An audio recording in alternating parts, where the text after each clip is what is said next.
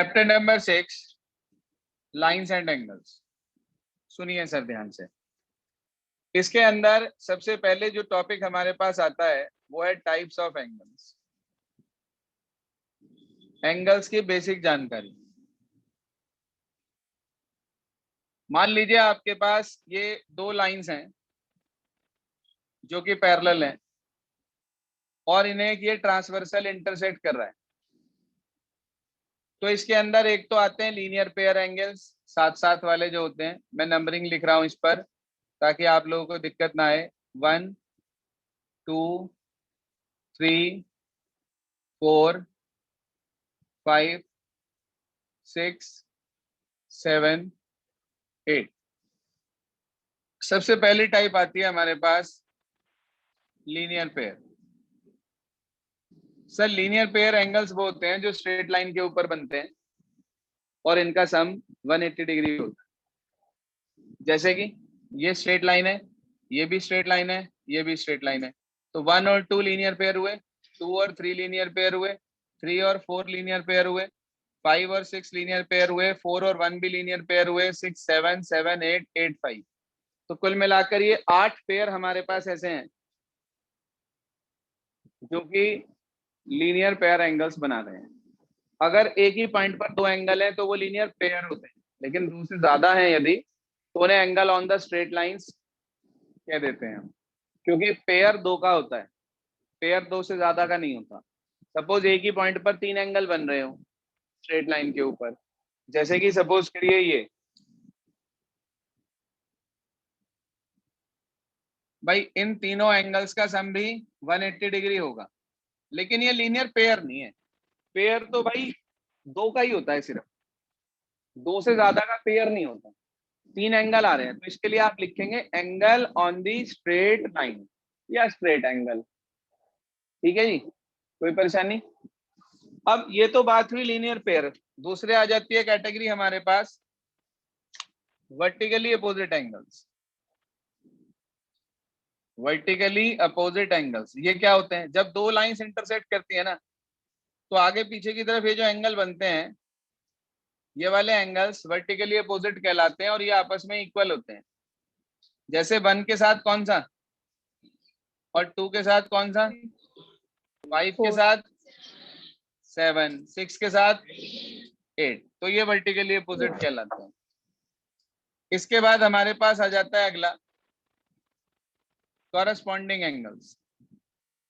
Corresponding angles सिर्फ और सिर्फ तब एग्जिस्ट करते हैं, इक्वल होते हैं आपस में, जब लाइनें पैरेलल होती हैं। अगर लाइन पैरेलल नहीं है तो कॉरस्पॉन्डिंग वाले एंगल इक्वल नहीं होंगे। ध्यान से सुन लो, जब लाइनें पैरेलल हैं तो कॉरस्पॉन्डिंग वाले एंगल इक्वल होंगे, और यदि लाइनें पैरेलल नहीं है तो कॉरस्पॉन्डिंग वाले एंगल्स इक्वल नहीं होंगे।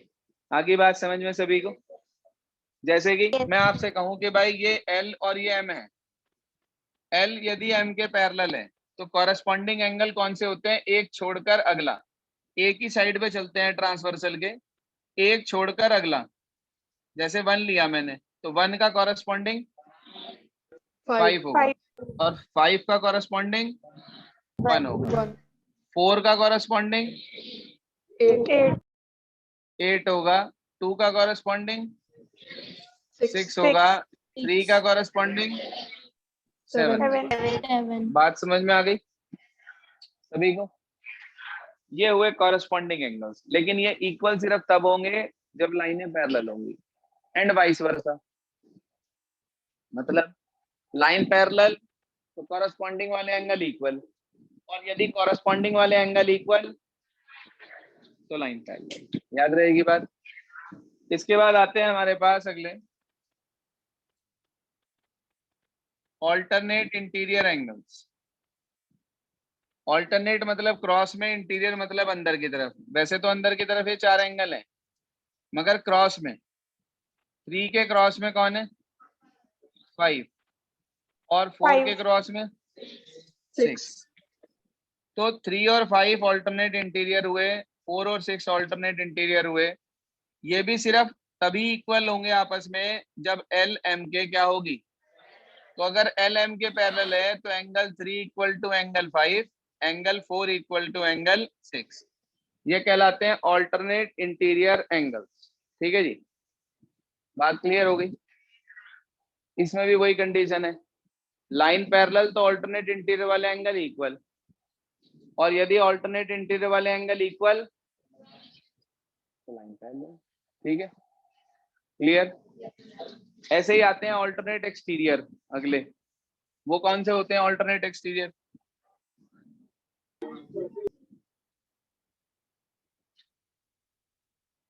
हाँ जी सर, ऑल्टरनेट एक्सटीरियर, ऑल्टरनेट मतलब क्रॉस में, और एक्सटीरियर मतलब बाहर की तरफ।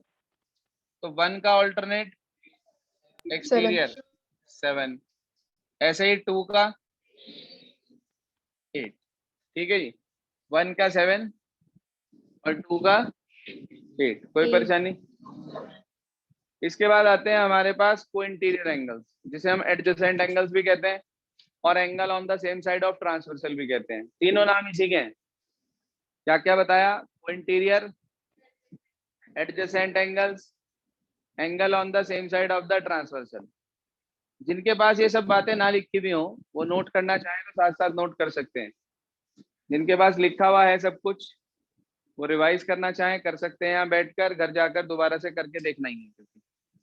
ठीक है जी, मर्जी है आप लोग। तो बात कर रहे हैं अगले की, को इंटीरियर एंगल्स। को इंटीरियर मतलब एक ही साइड पर अंदर की तरफ। को इंटीरियर मतलब एक ही साइड पर और अंदर की तरफ, जैसे 4 और 5, 3 और 6। ये एंगल्स भी सप्लीमेंट्री होते हैं, मतलब इनका सम 180 होता है, लेकिन कंडीशन है अप्लाइड, लाइनें पैरेलल होनी चाहिए।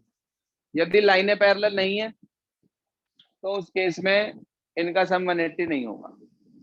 ठीक है जी, बात समझ में आ गई। सिर्फ और सिर्फ दो तरह के एंगल सप्लीमेंट्री होते हैं, या तो वो लीनियर पेयर हो या वो कोइंटीरियर हो। बाकी सब केसेस में वो इक्वल के रूप में दिखाए जाते हैं। कोई परेशानी, दिक्कत, दुविधा, मन में कोई शंका, किसी की कोई बात समझ ना आ रही हो, कुछ पूछना समझना चाह रहे हो तो बोलिए। चलें आगे, एक्सरसाइज स्टार्ट करें। चलिए,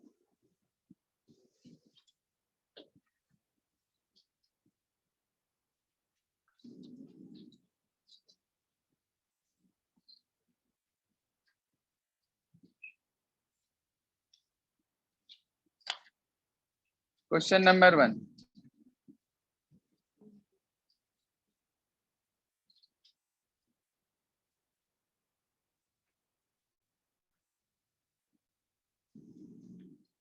इस तरह से दे रखी क्या कुछ फिगर? इसका नाम ए बी, इसका सी डी, इसका ई, इस एंगल और इस एंगल का सम 70 है, और ये वाला एंगल 40 है। ठीक है, यही कहा उसने। वो कह रहा है एक तो एंगल बी ओ ई निकालो, और एक एंगल किसका reflex, C O E angle का रिफ्लेक्स निकालो। मेरे बच्चे ध्यान देना बोर्ड पे। Angle B O D 40 degree है। ये दोनों स्ट्रेट लाइंस हैं, ए बी और सी डी, इंटरसेक्ट कर रही हैं ओ पॉइंट पे। तो इसका ये मतलब हुआ कि angle A O C angle B O D के इक्वल होगा। बट बी ओ डी कितने का है? 40 डिग्री का। तो इसका मतलब एंगल ए ओ सी कितने का हो गया? 40 डिग्री आ गया। अब मुझे पता है कि एंगल ए ओ सी और एंगल बी ओ ई का सम 70 दे रखा है, ऐसा गिवन है क्वेश्चन में।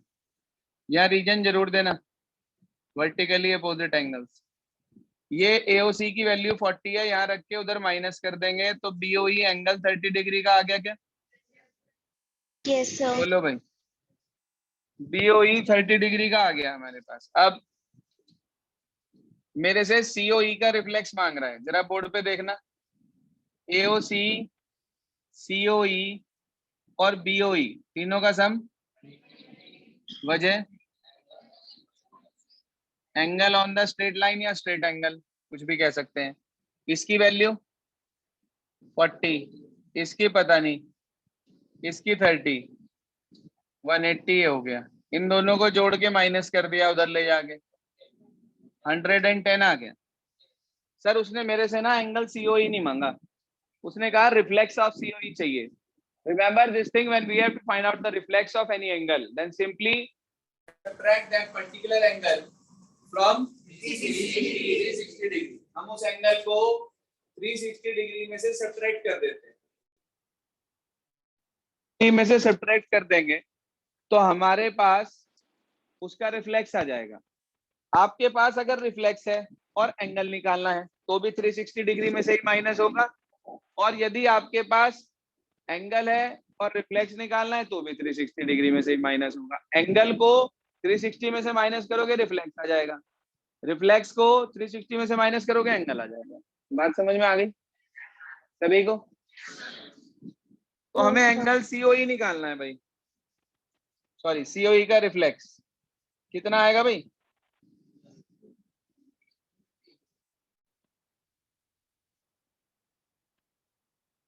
250। क्लियर हो गया पहला क्वेश्चन सभी को? कोई परेशानी?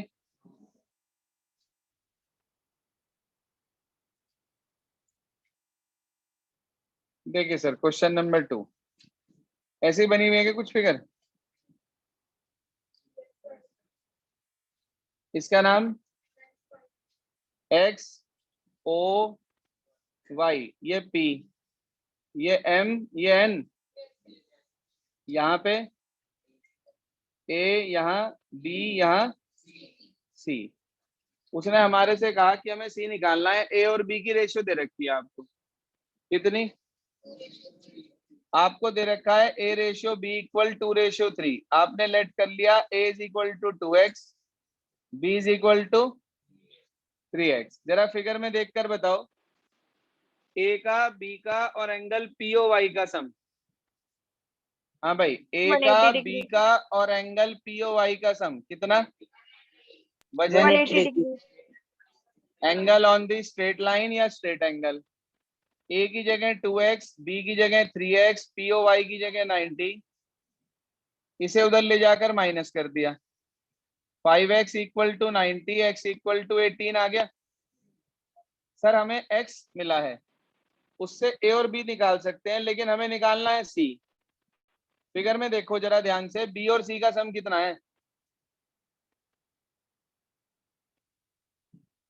सर 90। 90 क्यों भाई? b और c का सम 90 किस हिसाब से बताया गुरु? सर ए और बी का। a और b का नहीं, b और c का। b और c का सम हमारे पास 180 आ गया। b की वैल्यू रख देंगे 3x plus c equal to 180।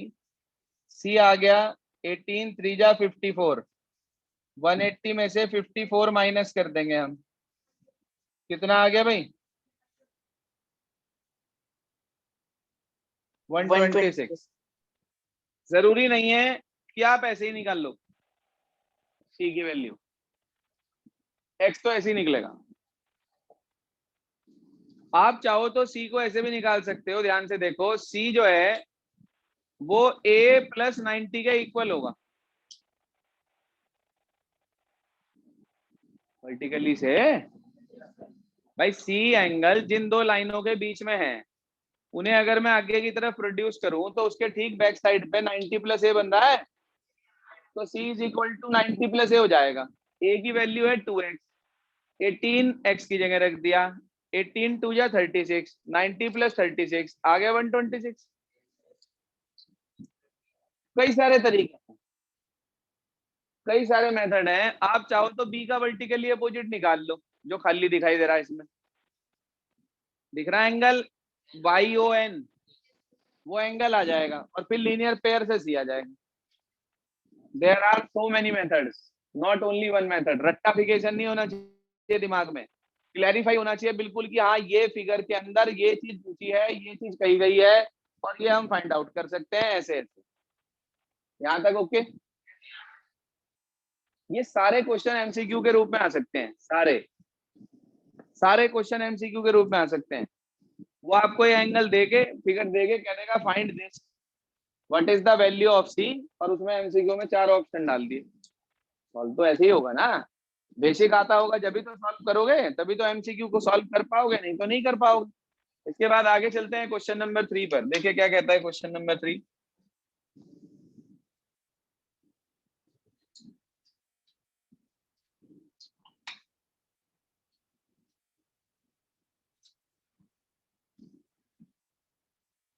कुछ ऐसे है क्या figure?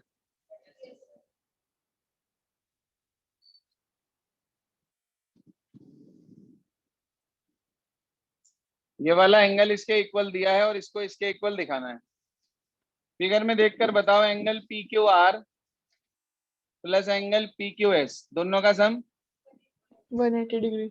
180 angle P R Q और एंगल पी आर टी दोनों का सम 180 डिग्री। 180 डिग्री। इट इम्प्लाइज दोनों की राइट सेम, तो लेफ्ट भी सेम होगी।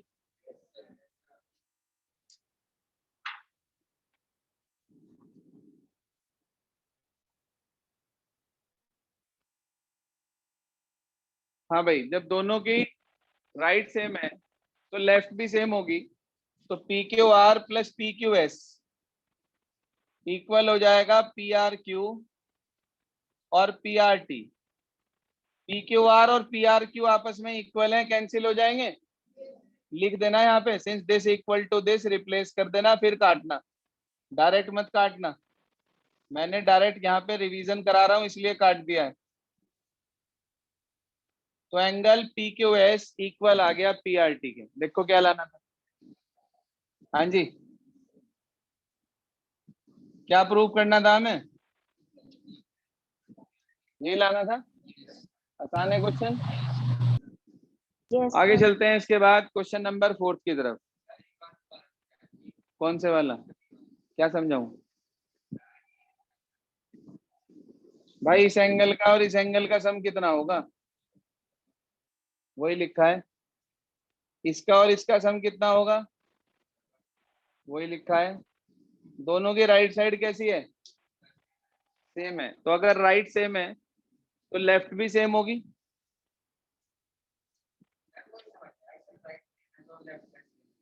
तेरे पास 50 का नोट है, अद्वित के पास भी 50 का नोट है, क्या तुम दोनों के पास सेम अमाउंट है? क्यों है भाई सेम? तो भाई इन दोनों के पास भी 180 रुपए हैं, इन दोनों के पास भी 180 रुपए हैं, क्या दोनों के पास सेम अमाउंट है? तो इसलिए दोनों को इक्वल रख दिया। पैसे की बात जल्दी समझ में आती है ना, पैसे की बात जल्दी समझ में आती है। क्लियर हो गया पॉइंट? अब ये मैथमेटिक्स का बेसिक है। when the right hand side of the two equations are same, then we put the left side same, and when left hand side of the two equations are same, then we put the right side equals to each other. ये mathematics का basic होता है from first and second. ये तो बहुत छोटी class में सिखा दिया जाता है, और वो 2 साल जो आप लोगों के घर बैठ के बीत गए ना, उसी ने सब गड़बड़ कर दिया। इसलिए कह रहा हूं कि घर बैठ के कुछ हासिल नहीं होने का। घर बैठ के तो बस चाय का गिलास हाथ में होगा और बिस्कुट का पैकेट साथ में होगा। पढ़ाई की तरफ तो तब ध्यान होगा जब बच्चे चिल्लाएंगे यस सर। अरे भाई क्या हुआ, हमें भी यस सर बोलना, माइक खोल के यस सर। जो पता नहीं क्या हुआ, बस यस सर कर दिया। कहीं तो मीटिंग में जब हाथ उठा देखे ना, कहे भाई सारे बच्चों ने हैंड रेज कर लिया वहां ऑनलाइन में, हम भी करते थे भाई हैंड रेज। ये नहीं पता क्यों हो रहा हैंड रेज। कहीं तो बाद में पूछे सर वो हैंड रेज क्यों हुआ था? वाह बेटे, रामलीला पूरी खत्म होगी और बाद में कह रहे छोड़ो परे, ज्यादा कैड़ा स्लोगन है। चलो कोई बात नहीं। यहाँ तक क्लियर आयुष, समझ आ रही बात? दिक्कत तो नहीं? बैठ के वैसे कुछ क्लियर हो रहा है या घर से ज्यादा क्लियर था? दोनों ठीक है, चलो कोई बात नहीं। घर में लेटने का साधन भी तो है, यहाँ बैठना पड़ेगा, बैठते हुए दिक्कत तो होती है कि नहीं? चलिए क्वेश्चन नंबर 3 के बाद आगे चलते हैं क्वेश्चन नंबर 4 की तरफ। फोर्थ क्या कहता है उसे भी समझ लो। रिवीजन में ये पूरा चैप्टर हम 1 घंटे में करा देते हैं। वो तो आज हमें आपको काम थोड़ा धीरे धीरे कराना है, नहीं तो ये आज ही खत्म हो जाता है चैप्टर। 18 सवाल है, 18 के 18 आज ही खत्म हो जाते हैं। 6 6 6, लेकिन ज्यादा काम हो जाएगा ना फिर, वो भी नहीं होना चाहिए। कभी घबरा जाओ घर जाके, कहने लगे क्या हो गया आज हमारे साथ। काम को डिवाइड कर लेना, जैसे मैंने बताया तभी करना। जैसे आप आज का होमवर्क जिस भी टाइम कल करते वो तब करना, कल वाला होमवर्क जब करते वो तब करना, ठीक है ना। एक साथ लेके मत बैठना। हाँ आपका मन कर रहा है कि भाई आज तो हम मैथ्स पढ़ेंगे, तो ठीक है एक साथ कर लेना, नो इश्यू। लेकिन आपको ऐसा लगता है कि हाँ ज्यादा काम दिख रहा है तो उसको डिवाइड कर लेना, ठीक। चलिए क्वेश्चन नंबर 4।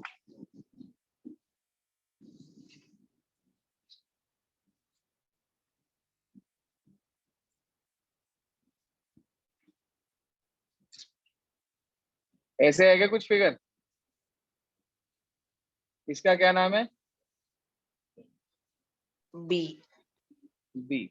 यहाँ ए होगा और यहाँ पे सी, यहाँ पे डी, इधर एक्स, यहाँ पे वाई और डब्ल्यू ऊपर है नीचे, डब्ल्यू और जेड। आपको दे रखा है कि x प्लस वाई इक्वल डब्ल्यू प्लस जेड है, और आपसे कह रहा है प्रूव करिए कि AOB is a straight line. यही कहा ना, ये क्वेश्चन है। कह रहा है x प्लस वाई डब्ल्यू प्लस जेड के इक्वल है, और प्रूव करिए कि AOB एक स्ट्रेट लाइन होगी। सर मैं आपसे पूछना चाहता हूँ, ये जो 4 एंगल बोर्ड पे आपको दिखाई दे रहे, अगर मैं इन चारों को जोड़ दूं तो इनका सम कितना होगा? 360 क्यों डिग्री होगा? Complete angle. कंप्लीट एंगल, बिल्कुल ठीक बात। आपने लिख दिया x plus Y plus W plus Z बेटा इक्वल टू 360 डिग्री, रीजन दिया कंप्लीट एंगल। कंप्लीट एंगल पूरा लिख देना यहाँ पे, ठीक है जी, complete angle. But x plus Y equal है डब्ल्यू प्लस जेड के, तो या तो x प्लस वाई को डब्ल्यू प्लस जेड लिख दो, या डब्ल्यू प्लस जेड को x प्लस वाई लिख दो, मर्जी आपकी है। तो मैंने x प्लस वाई को x प्लस वाई रहने दिया, डब्ल्यू प्लस जेड को x प्लस वाई लिख दिया। बोलो लिख सकते हैं क्या ऐसा? Yes sir. कितनी बार हो गया? 2xy। Twice of x plus y. 2 को अपॉन में भेज देंगे, x प्लस वाई कितना आ गया? 180 डिग्री। सर अगर ये स्ट्रेट लाइन होती तो इनका सम 180 होता। अब 180 सम आ गया, इसका मतलब ये क्या होगी? Straight line. तो आपको इसके बाद Straight 3 line. लाइनें लिखनी है सिर्फ। क्या? Since the sum of these angle is 180 degree, so they form linear pair, it implies AOB is a straight line। क्या बताया? सबसे पहला, since the sum of these angle is 180 degree। Number second line, so they form linear pair। Number third, it implies AOB is a straight line। इसके साथ साथ कई बार एक चीज और पूछ ली जाती है कि show that the point A, O and B are collinear। लिखवाया था मैंने आपको बुक में, लिखवाया था नहीं लिखवाया था, लिखा आप लोगों ने नहीं लिखा मैं नहीं जानता, कि show that the points A O and B are collinear. Collinear का मतलब होता है points that are in the same straight line. Graph वाले चैप्टर में भी कोलिनियर शब्द बताया था मैंने आपको। तो अगर मुझे ये प्रूव करना है कि ये तीनों ए और बी कोलिनियर हैं, इसका मतलब मुझे यही तो दिखाना है कि ए ओ बी एक स्ट्रेट लाइन है, वो मैंने दिखा दी। तो इसके तुरंत बाद मैं लिख सकता हूँ it implies A O and B are collinear, but you have to write this line only when it is asked in the question। if nothing is there then no need to write this।